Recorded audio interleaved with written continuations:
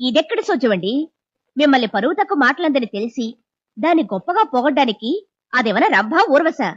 నా కళ్ళకు అలా కనిపించడం లేదే.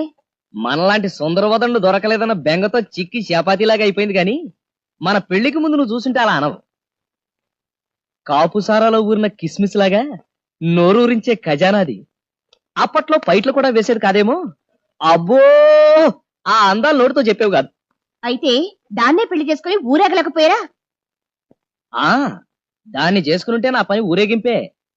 నా అదృష్టం బాగుండి నిన్ను పెళ్లి చేసుకున్నాను గాని దాన్నే గనక పెళ్లి చేసుకున్నట్టయితే అది కూడా మైనర్ లాగా చేతికి పూలు చుట్టేసుకుని గజ్జల గుర్రంలాగా ఊరంతా గల్లు గల్లుమని తిరిగేసేది. దాని వెనకాల నేను నోట్లో వేలేసుకుని అని తిరుగుండేవాణ్ణి. భార్యామణి, ఉమ్, నిన్ను పెళ్లి చేసుకోవడం నాకెంత ప్లస్. మీరు నా నెత్తిన ఐసేం పెట్టక్కర్లేదు. ఇంతకీ మీకు మెటుకులు విరవాలి అంతేగా?